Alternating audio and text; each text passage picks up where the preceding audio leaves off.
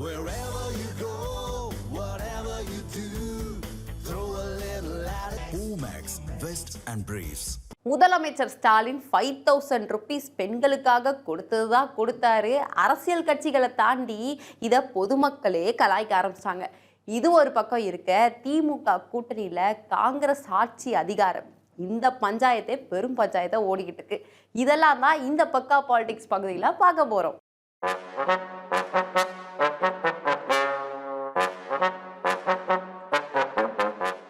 திராவிட model 2.0 இந்த ஆட்சி தான் மறுபடியும் தொடர போகுது அப்படின்னு சொல்லி முதலமைச்சர் சொல்ல, அதெல்லாம் இல்லை, கண்டிப்பாக இதெல்லாம் சாத்தியமாகாது அப்படின்னு சொல்லிட்டு முன்னாள் அமைச்சர் நத்தம் விஸ்வநாதன் சொல்லியிருக்காரு. இது மட்டுமா, நீங்கள் என்ன வேலை காமிச்சாலும் அடுத்ததாக உங்களை ஆண்டவனால் கூட காப்பாற்ற முடியாது, உங்களை வீட்டுக்கு அனுப்ப போகிறது உறுதின்னு சொல்லியிருக்காரு. இந்த ஆட்சி முடிய போகிற கட்டத்தில் இனிமேல் இந்த ஆட்சியை மக்கள் மீண்டும் திமுக ஆட்சி வரப்போவதில்லை, மக்கள் இந்த ஆட்சியை வீட்டுக்கு அனுப்புவது என்று முடிவு செய்து விட்டார்கள் என்பதை அவர்கள் உணர்ந்ததன் காரணமாக இந்த ஆட்சிக்கு எதிராக மக்களுடைய மனநிலை இருக்கிறது என்பதை தெரிந்து கொண்டதன் காரணமாக அதை மாற்றுகின்ற முயற்சியிலே, பகீரத முயற்சியிலே இப்பொழுது இறங்கியிருக்கிறார்கள். ஆகவே அந்த என்னதான் இவர்கள் முயற்சி எடுத்தாலும் மக்கள் எடுத்த முடிவு மாறப்போவதில் நிச்சயமாக இந்த ஆட்சி வீட்டுக்கு அனுப்பப்படுவது நிச்சயம் உறுதி.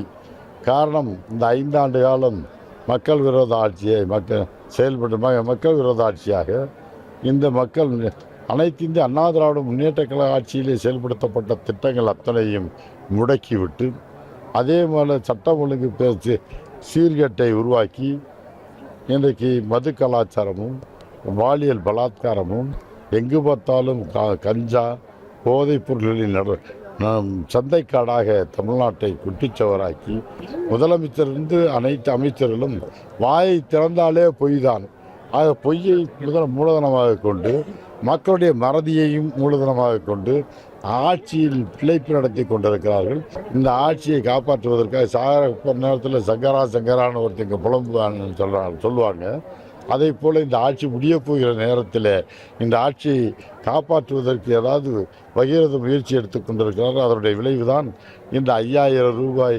5000 ரூபாய் ஒன்று புதிய திட்டம், இதை ஒன்றும் அவர்கள் கையில் இருந்து கொடுக்கவில்லை. அதே போல் 3000 ரூபாய் ஏற்கனவே மாதந்தோறும் கொடுக்கின்ற பணத்தை 3 மாதத்திற்கு பணத்தை மொத்தமாக கொடுக்கிறார்கள். அதில் ஒரு மாதம் வாங்குகிற மாநிலம் ஒரு மாதம் ஆக 4 மாத பணம் மேற்கொண்டு ஒரு 1000 ரூபாய் சேர்த்து விட்டு 5000 ரூபாயை கொடுக்கிறார்கள். இந்த 5000 ரூபாயும் அவர்கள் இன்றைக்கு கையிலிருந்து கொடுக்க வேண்டும். இந்த அமைச்சர்கள் நினைத்தால் ஒவ்வொரு அமைச்சரிடமும் இன்றைக்கு பல்லாயிரம் கோடி ரூபாய் குவிந்து கிடக்கிறது. லஞ்சமும் கமிஷனும் கரப்ஷன் கலெக்ஷன் சேர்த்திருப்பது இங்கே பல்லாயிரம் கோடி ரூபாய் ஒவ்வொருவரும் குவித்திருக்கிறார்கள். அவருடைய சொந்த காசிலிருந்தே கொடுத்தது போல கொடுத்திருக்கலாம். ஆனால் இது அரசு நிதியை வாங்கி, அதுவும் கடன் வாங்கி, ஏற்கனவே 5 லட்சம் கோடி கடன் இருந்த மாநிலத்தை இன்றைக்கு 10 லட்சம் கோடியாக கடனிலே உயர்த்தி இன்றைக்கு தமிழகத்தில் இந்தியாவிலேயே தமிழ்நாடு அரசு தான் அதிகமான கடன் வாங்கியிருக்கிறது. கடன் இன்னும் சொல்லக்கூடிய அளவிற்கு இந்த தமிழ்நாடு அரசே திவாலாகக்கூடிய அளவிற்கு கடன் வாங்கி குவித்திருக்கிறது. இவர்கள் எத்தனை தடவை இன்னைக்கு இந்த மாதிரி சுத்து வேலையெல்லாம் பண்ணாலும் சரி, திமுகவை இனி ஆண்டவனாலும் காப்பாற்ற முடியாது. மகளிருக்கு 2000 ரூபாய் கொடுத்தது அதிமுக அரசு தான். கொஞ்சம் எக்ஸ்ட்ராவா 2K ஆட் பண்ணி, அதாவது 2000 ஆட் பண்ணி திமுக அரசு கொடுத்துருக்கு அப்படின்னு முன்னாள் அமைச்சர் CV சண்முகம் சொல்லியிருக்காரு. அது மட்டும் இல்லாம பொய்ய சொல்லி ஆட்சிக்கு வந்துட்டு அதுக்கு பின்ன மக்களே மறந்துடுறாங்கப்பா அப்படின்னு, திமுக அரசு மறந்துடுறாங்கப்பா அப்படின்னு சொல்லியிருக்காரு. ஃபண்டு எங்க வரும்? ஃபண்டு எல்லாம் உங்க குடும்பத்துக்கு போயிடுச்சு. நீ உனக்கு 1000 கொடுத்தா 2000 கொடுத்தா 5000 கொடுத்தா மறந்துடுற. யார் விட்டு காசு கொடுக்குறாரு? யாரு? நலத்தை விட்டு கொடுக்குறாரு. ரெட் ஜாயிண்ட்ல படம் ஓட்டி கொடுக்குறாரு உனக்கு. ஆமா, சினிமா ஓட்டி கொடுக்குறாங்க. அவங்க வீட்டு பணம். யாரு பணம்? ஊம் பணம். எப்ப கொடுக்குறாரு பணம்? என்னைக்கு கொடுக்குறாரு பணம்? 2021 வந்தார் ஆட்சிக்கு. 2021, 2022, 2023, 2024 இந்த ஒரு 10 லட்சம் சொன்னேன். 1000, 2000, 3000 சொல்லுவாங்க. அதை மாதிரி உங்களெல்லாம் பைத்தியக்காரன் நினச்சிக்கின்னு 21, 22, 23, 24, 25 போச்சு. இப்போ 26 வந்தது. இன்னும் 20 நாளும் கையில் மைய வச்சு நீ ஓட்டு போட போற. தன்னையும் தன் குடும்பத்தையும் சமுதாயத்தையும் காப்பாற்ற வேண்டும் என்ற எண்ணம் இல்லை, தனக்கு ஓட்டு போடணும், திமுக ஓட்டு போடணும். அதனால யாருக்கு ஓட்டு உரிமை இருக்கிறோ அவனுக்கு மட்டும் லேப்டாப். ஆனால் நாங்கள் அப்படியே கொடுத்தோம், எல்லாரும் கொடுத்தோம். தங்கம்னு சொன்னாங்க. எலெக்ஷன் கிளைமாக்ஸ் வந்தாச்சு. இனி எம்ஜிஆருக்கும் நம்பியாருக்கும் தான் போட்டின்னு முன்னாள் அமைச்சர் செல்லூர் ராஜு சொல்ல, குறுக்க இந்த கௌஷிக் வந்தா அப்படின்ற மாதிரி விஜயை பத்தி கேட்டிருக்காங்க. அதுக்கு என்ன தெரியுமா ரியாக்ஷன் விட்டுருக்காரு? அதெல்லாம் போற போக்கில் தட்டி விட்டு போனோம்ப்பா அப்படின்னு சொல்லியிருக்காரு. எங்களுக்கு வேண்டியது டைரக்ட் ஃபைட்டு. நாங்கள் அவங்களோட தான். இப்போ உலக சுற்றுவாளிகளில் தலைவர் எல்லாத்தையும் அடித்து காலி பண்ணிடுவார். அது மாதிரி எடப்பாடி எல்லாத்தையும் காலி பண்ணிவிட்டு கடைசியில் புத்த பிச்சு இது பார்த்தீங்களா, புத்த பிச்சு இதில் நம்ம நம்பியார் வருவார். நம்பியார் அப்படி பல்ல கோர்த்து அப்படி நிற்பார். அப்படி அந்த புத்த பிச்சுட்டு அந்த இதை எடுக்கிறது, அந்த பொக்கிஷத்தை எடுக்கிறதுக்காக வருவார். அந்த பொக்கிஷத்தை எடுக்கும்போது புரட்சி தலைவர் அங்கே அவர்கிட்ட அடி வாங்கிட்டு வெளியே அவரை துவச்சி எடுத்துடுவார். இன்னைக்கு திமுகவை துவச்சி எடுத்து விட்டார் எங்கள் எடப்பாடியார். புரட்சி தலைவர் நம்பியாரை துவச்சி எடுத்தவாறு உலக சுற்றுவாளியில் துவச்சி எடுத்த மாதிரி எடுத்து விட்டார். அதனால திமுக அரண்டு போய் இந்த 5000 ரூபாய என்னங்க வரலாம், என்னங்க ஒரு புதுசாக இருக்கு. இப்போ எதுவும் மாதிரி இல்லாமல் இது புது மாதிரியா இருக்கு. என்ன ராஜா, என்னங்க புதுசாக இருக்கு? கோடை காலத்துக்கு சிறப்பு என்னங்க 22ல் கோடை வரலையா, 23ல் கோடை வரலையா, 24ல் வரலையா, 25ல் கோடை வெயில் வரலையா? ஏத்தா 22லாம் வெயில் வரலையா, மழையா வந்துச்சு? 23லையா மழை வந்துச்சு? கேஸ் மானியம் 100 ரூபா கொடுக்கறதுக்கு இல்லை, அவங்க அடிச்சு வச்சிருக்க காசை கொடுத்தா பரவாயில்ல. மக்களுடைய வரிப்பணத்தை கொண்டு போய் தூக்கி கொடுத்து ஊரா விட்டு பிள்ளையே என் மட்டும் நெய்ய என்ன சொல்லுவாங்கங்க, ஊரா விட்டு பிள்ளையே ஊரா விட்டு நெய்ய என் மட்டும் கையே. நான் தான் சொல்றேன், நம்பியாருக்கும் எம்ஜிஆருக்கும் ஃபைட். இது கிளைமாக்ஸ் வந்தாச்சு. கிளைமாக்ஸில் போய் கண்டாலில் போயிட்டு அதெல்லாம் தட்டி விட்டு எப்படி போகும்போதே தட்டி விட்டு போகிற மாதிரி. 5,000 இல்லைங்க, 50,000 அக்கௌண்ட்டில் கிரெடிட் ஆனாலும் திமுகக்காக யாரும் ஓட்டு போட மாட்டாங்களாமே அப்படின்னு சொல்லி டிடிவி தினகரன் சொல்லியிருக்காரு. இது மட்டுமா, திமுகவில் மிகப்பெரிய பனிப்போர் நடக்குதாம். அப்புறம் இன்னொரு விஷயம், திமுகலேருந்து சபரீசன் இல்லை, மாரீசனே வந்தால் கூட இறங்கி வேலை பார்த்தா கூட திமுகவால் ஜெயிக்கவே முடியாதான். மக்களை ஓட்டுக்கு பணம் கொடுத்து வாங்கி விடலாம் என்று இந்த திமுக ஆட்சி நினைக்கிறது. அது முடியாது. அம்மாவின் தொண்டர்கள் எல்லாம் ஓர் அணியில் இணைந்துட்டோங்கிற பயம் அவர்கள் அறிவிப்புகள்ல இருந்து தெரியுது. அவர்கள் 5000 இல்ல 50,000 அறிவித்தாலும், மாதம் 1 லட்சம் அறிவித்தாலும் இந்த ஆட்சிக்கு யாரும் வாக்களிக்க போறேன். இன்னும் சொல்ல போனா, நான் வருகிற போது கேள்விப்பட்ட ஆதி திராவிடர் மற்றும் பழங்குடி மக்களுக்கு நலத்திட்டங்களுக்காக ஒதுக்கப்பட்ட நிதி கூட 11,000 கோடிக்கு மேல இந்த மகளிருக்கு கொடுக்கணும், குடும்ப தலைவர்களுக்கு கொடுக்கணும், அவசர கதியில இந்த அறிவிப்புகள் நடந்திருக்கு. உங்களுக்கு நல்லா தெரியும், பழங்குடி மக்கள், ஆதி திராவிட மக்கள் அந்த பகுதியில் அடிப்படை வசதிகள், சாலைகள், வீடுகள், கழிவுநீர் வாய்க்கால்கள், மின்சார வசதி என அடிப்படை வசதிகளுக்காக ஒதுக்கப்பட்ட நிதி கூட இப்படி தேர்தல் பயத்துல, தோல்வி பயத்துல இன்றைக்கு மகளிருக்கு கொடுப்பதற்காக திசை திருப்பப்பட்டிருப்பது, படை மாற்றப்பட்டிருப்பது உண்மையாகவே கண்டிக்கத்தக்கது. முத்துவேலர் கருணாநிதி ஸ்டாலின் குடும்பத்து நிதி கிடையாது, அரசு நிதி எடுத்து கடைத்தக எடுத்து வழிப்பிள்ளையாருக்கு உடைக்கிற மாதிரி செய்திருக்கிறார்கள். உறுதியாக இது பயத்தினால் செய்தது, தேர்தல் தோல்வி பயத்தினால் செய்தது. இதோ பாருங்களே, விஜயை பற்றி கேட்டா ஓட்டும் ஒரே டைலாக் தான், எதை கேட்டாலும் அவர் பக்கம் திருப்பி விட்டுறாரு. அதுதாங்க நம்ம துணை முதலமைச்சர் உதயநிதி. அதாவது செய்தியாளர்கள் என்ன பண்ணியிருக்காங்க, கரூரில் இவ்வளோ உயிரிழப்பு ஏற்பட்டுச்சே அப்படின்னு செய்தியாளர்கள் கேட்க, நீங்கள் இதை யாருக்கிட்ட கேட்கணுமோ அவங்க கிட்ட கேளுங்க அப்படின்னு சொல்லி திருப்பி விட்டார். இன்னொரு பக்கம் பெண்கள் எல்லாரும் இந்த காலையில் 5000 கிரெடிட் ஆச்சு இல்லையா, இதை பார்த்த உடனே மக்கள் எல்லாரும் அப்பாவுக்கு நன்றி சொல்லிக்கிட்டே இருக்காங்களாம் அப்படின்னு சொல்லியிருக்காரு. வீட்டு திருமண நிகழ்ச்சி அதுக்காக விசாரிக்கிறதுக்காக வந்திருக்கிறேன். பொதுமக்கள்லாம் சூழ்ந்து வந்து குறிப்பாக மகளிர் அனைவரும் சந்தோஷமாக மகிழ்ச்சியாக நேற்று முதலமைச்சர் வந்து எங்களுக்கு பரிசு கொடுத்துருக்கிறாரு. அதுக்கு அப்பாவுக்கு நன்றி சொல்லுங்கள், எங்கள் அண்ணனுக்கு நன்றி சொல்லுங்கன்னு உரிமையோடு சொல்லியிருக்கிறாங்க. மகிழ்ச்சியா இருக்கு. கூட்டம் போட்டாலும் உயிரிழப்புகள் அதிகமா நடந்துகிட்டே இருக்கு சார். விஜய் எங்க கூட்டம் போட்டாலும் உயிரிழப்புகள் நடக்குது. இல்ல பாதுகாப்பு ஏற்பாடுகள் இல்ல, இதெல்லாம் நீங்க வந்து யார்கிட்ட சரியா நீங்க யார்கிட்ட கேட்கணும். நானா என்கிட்ட கேட்கணும் நீங்க இதை? இல்ல சார், நீங்க சார் உண்மையாவே யார் இதுக்கு பொறுப்பு எடுத்து யாருக்கு பதில் சொல்லுங்க. இல்ல, அண்ணாவே திமுக அவர் பார்த்து ஆரம்பிச்சாரு. மாணிக்கம் தாகூர் இப்படி சொல்ல, இவருக்கெல்லாம் எங்களால பதில் சொல்ல முடியாதுங்க அப்படின்னு சொல்லி திமுகவுடைய அமைப்பு செயலாளர் RS பாரதி சொல்லியிருக்காரு.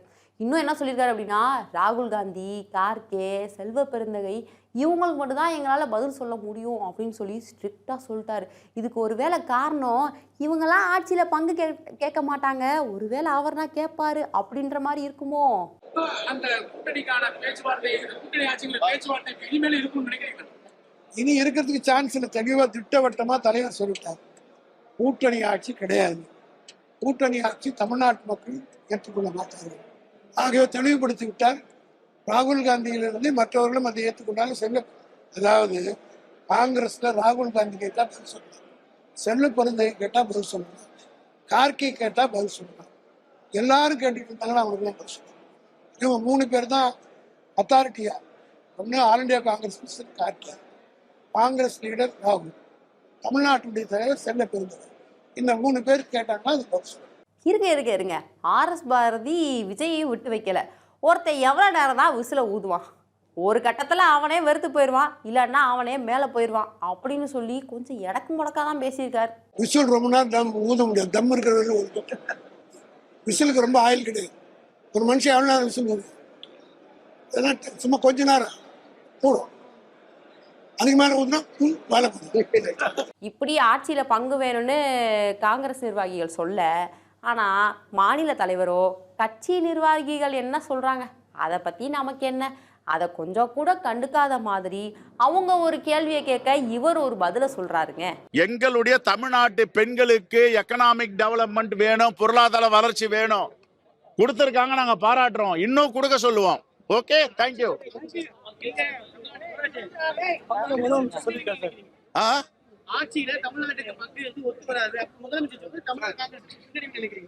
தமிழ்நாட்டு மக்களுடைய பங்களிப்போட தான் ஆட்சி நடக்குது. இது ஒரு பக்கம் இருந்தா அமைச்சர் நாசர் பண்ண வேலையே பாருங்க.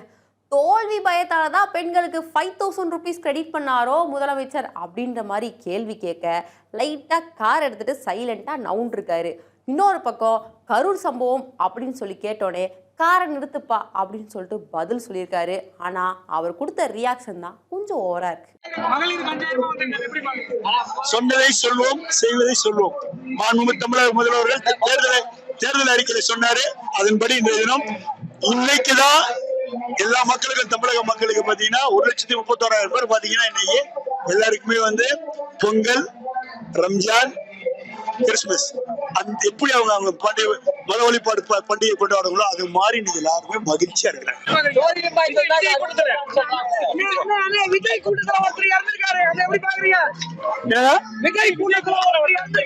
இது 50வது செஞ்சுரி அடிச்சிருக்காரு, அரசவம் அடிச்சிருக்காரு.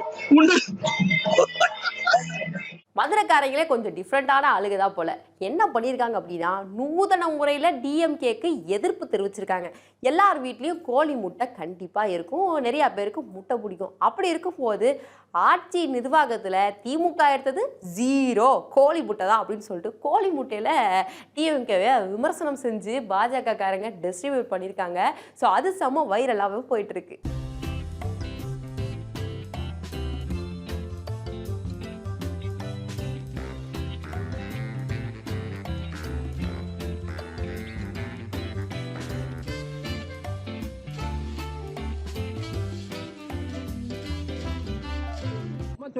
அப்படியே கொடுங்க, விட்டுங்க. இந்த ஆட்சி 5 வருட கால ஆட்சியில வந்து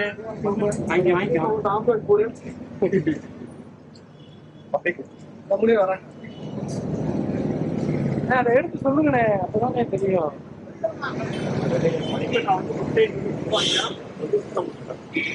வெளியில ராஜ்யத்தில் ட்ரேடிங் தான் வரணும்.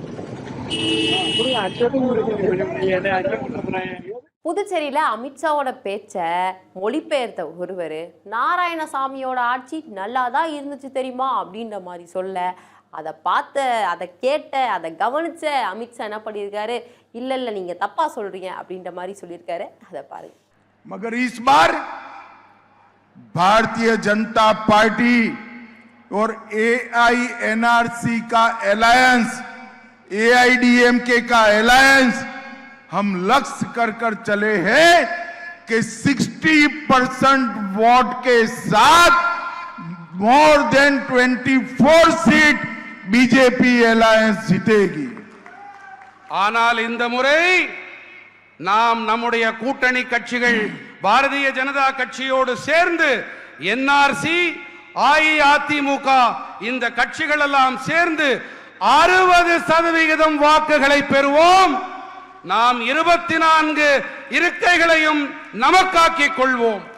मित्रों, हमारे 5 साल जो गड्ढा कर गए थे नारायण सामी जी, वो गड्ढे को भरने में गए हैं. இங்கே முதலமைச்சராக இருக்கக்கூடிய திரு நாராயணசாமி அவர்கள் நமக்கு இங்கே சிறப்பாக ஆட்சியை அளித்துக் கொண்டிருக்கின்றார்.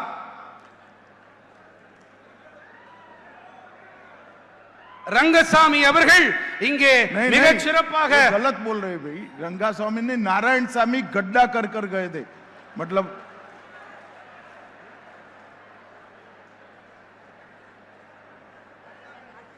ये सुराना समझाओ भाई. இப்பொழுது முதலமைச்சர் ரங்கசாமி அவர்கள் ஆட்சிக்கு முன்னால் இருந்த நாராயணசாமி அவர்கள் மிக மோசமான ஆட்சியை இந்த புதுச்சேரிக்கு அளித்திருக்கின்றார். இருந்தா புதுச்சேரியில் கண்டிப்பா என்டிஏ கூட்டணி தான் தொடரும் அப்படின்ற மாதிரி ரங்கசாமி சொல்ல, அங்க இருக்க மக்கள் எல்லாமே ரொம்ப உற்சாகத்துல ஆயிருக்காங்க.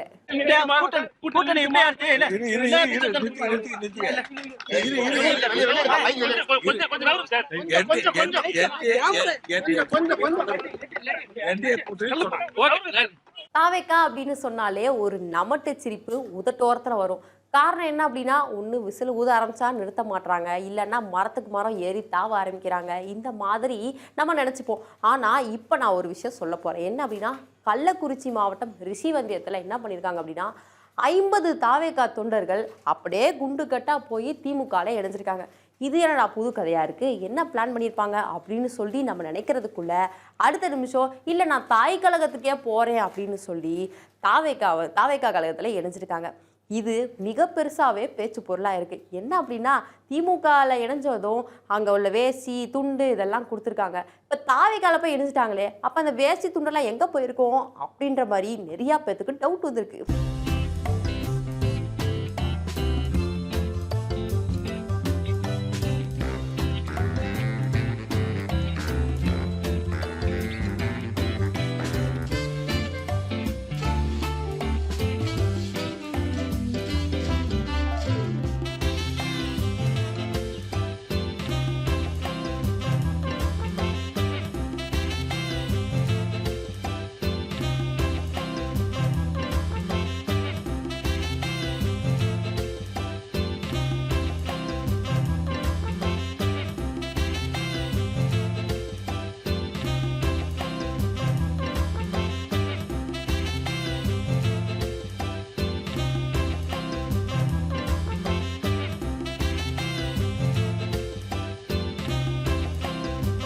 திருப்பத்தூர்ல திமுக மாநாடு நடந்துச்சு.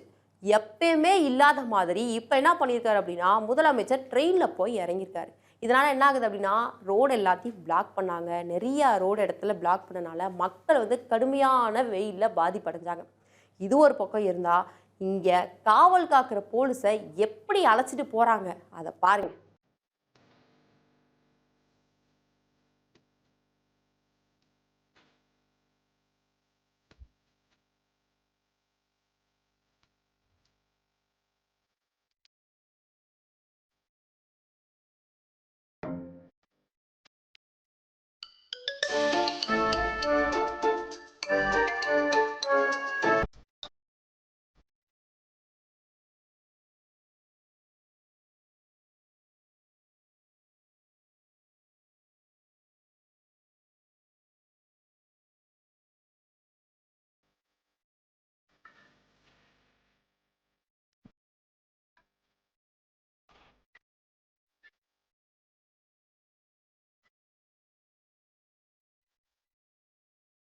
இப்படி பல விஷயங்கள் ஒவ்வொரு இடத்துல நடந்துகிட்டே இருக்கு. இது எல்லாத்தையும் பார்த்தோம். இன்னும் என்னென்ன அமர்க்களம் நடக்க போதோ அதெல்லாம் தொடர்ந்து பார்ப்போம். மீண்டும் இந்த பக்கா பாலிடிக்ஸில் நான் உங்கள் Sushma Suresh. Thank you so much.